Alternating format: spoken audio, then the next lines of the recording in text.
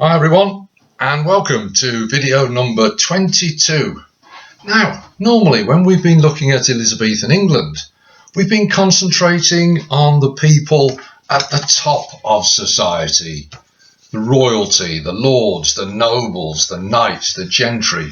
People who had power. People who were rich.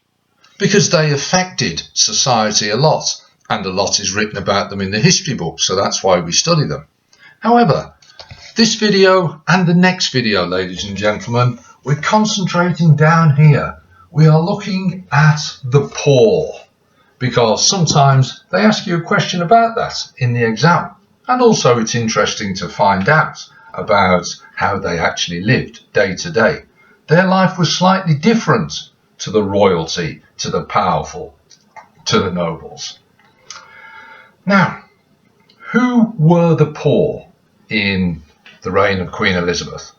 Well, there were quite a lot of them, as we will see. You've got to remember, it's a little bit different to the system we have now. Back in Elizabeth's time, if you did not work, you did not get any money. There was no benefit system to act as an umbrella to help protect people. So work was very important. But if people died, say the father or the husband died, maybe the woman couldn't get work because she's got to look after the children.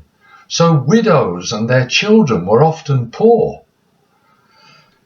Poor was decided if 80% of your income had to be spent on bread or food to survive day to day. And as we will see, there were quite a few poor people during the reign of Elizabeth. And unfortunately, that number grew and grew and grew. Now here's our first key question. Why was that? Why did the number of poor increase? Why was poverty on the increase during Elizabeth's reign? Now there are many reasons, and as this video goes on, I'll hopefully explain what those reasons were and how it led to the increase in poverty.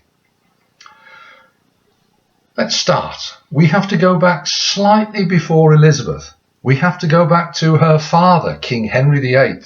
Henry VIII, very famous for his 6 wives, changing the church from the Catholic Church to the Church of England, the divorces and all of that. But he also did other things. And 2 things in particular that he did in his reign had an impact, had an effect long term on the poor in the reign of Elizabeth. What's the first thing that he did? Well, he was short of money.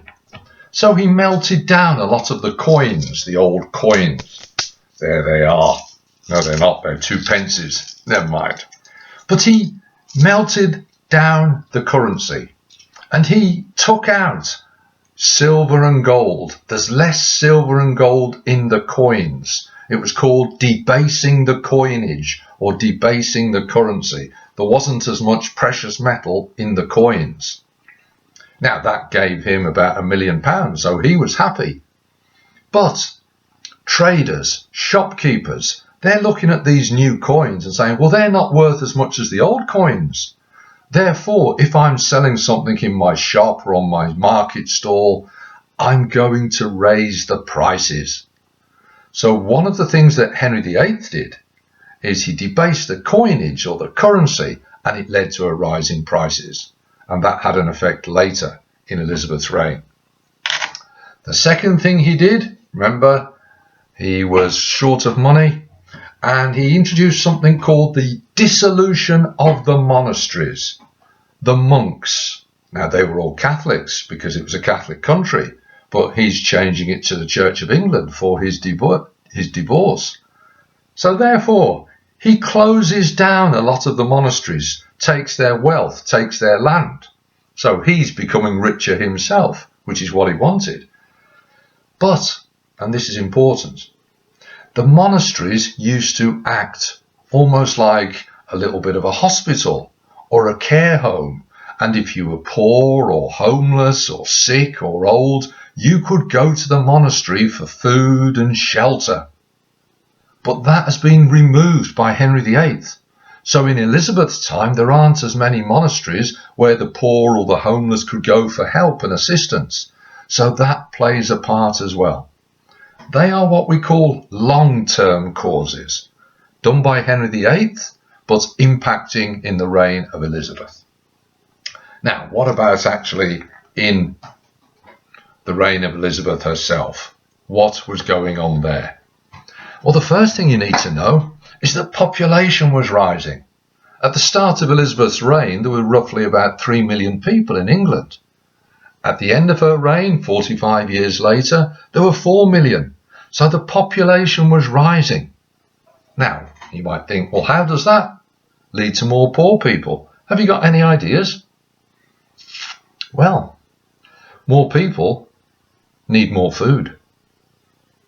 But sometime during Elizabeth's reign, the 1560s, the 1570s, and sometimes into the 1580s, there were some bad harvests. So there was a food shortage. So during the food shortage, just at the time that there's more people, so they need more food, there's a food shortage. Therefore, the prices actually went up, which would obviously be bad for poor people. Why would the price go up? Can you explain that? Well, imagine if I was to decide to sell my super shield, not that I ever would, but imagine if I'm selling my shield and two people come to me and say, oh, well, I quite like your shield. Well, how much do you want it? Oh, 50p. Well, I'll give you 55p. I'll give you 60p. Oh, well, I can't beat that. So I'll sell the shield for 60p. But what if 20 people want the shield? There's still one shield, but now more people want it. 50, 55, 60. No, I'll have it 70, 80. Can you see what will happen? The price will go up if things are in short supply. And that's what happened with the food. The rise in population, the decline in the food because of the poor harvests, a food shortage meant more price rises for food, which was bad for the homeless. Now you might think, right, well, food prices are going up, wages need to go up to pay for the food. But what if you're not working? Then you've got no money at all. And also, even people who were working, their wages were not matching the price rise. 1563, the Statute of Artificers. In this law, people who work, for example, like butchers, carpenters, craftsmen, skilled people, but their pay, their wage increase was limited. But what if it's limited below the price rise? So the prices are going up quicker than their wages, so they can't pay the prices. And we call that inflation. And that's also what's happened in the reign of Elizabeth.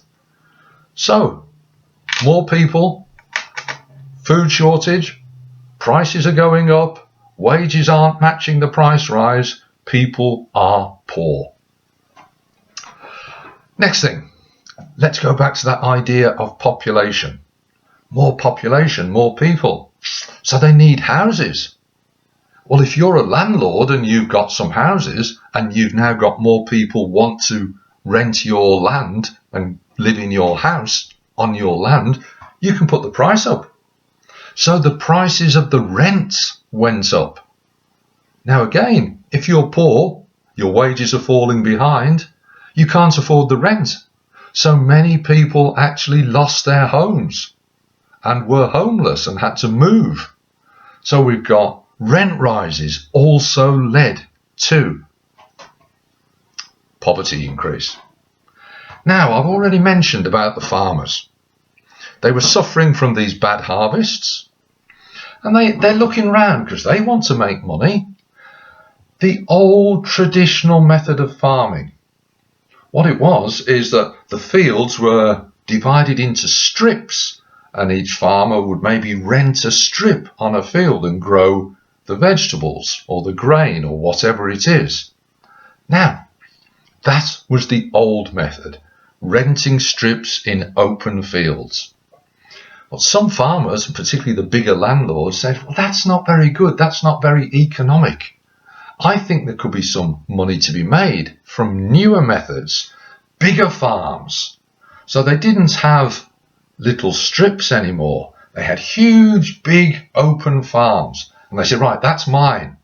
And I'm going to put a fence or a hedge, not a fence because it'd be too expensive, you fool. It's a hedge. So they put hedges around their land. They enclosed their land. It was called the enclosures.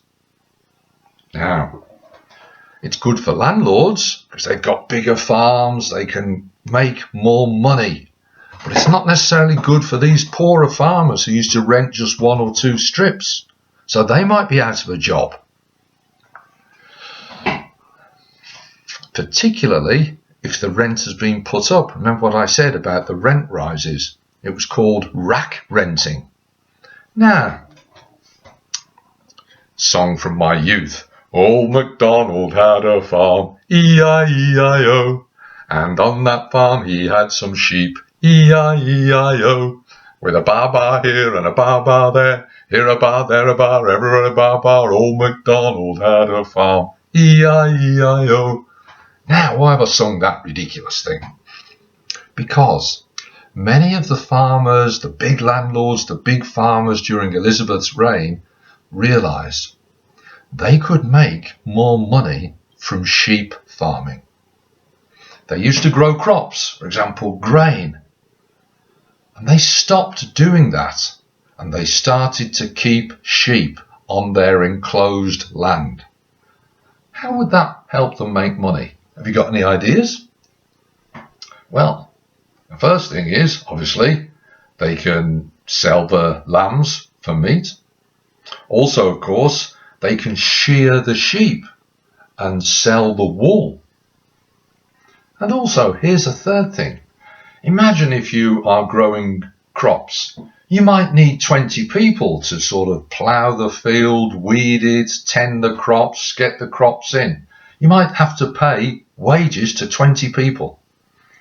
But imagine then, if you say, well, I'm not growing crops, I'm going to keep sheep. Well, you might only need to employ 5 people to look after the sheep. So you've only got to pay 5 wages for the sheep as opposed to 20 wages for the grain. So you are saving money. And that's what happened. Sheep farming, because of the enclosures, it meant that more people lost their jobs. I mean, look at it from the rich farmer's point of view. He'd have to be barking mad not to do it. Oh, sorry, barking mad. Sorry. Now, you could say he's ripping people off. Maybe he's fleecing them.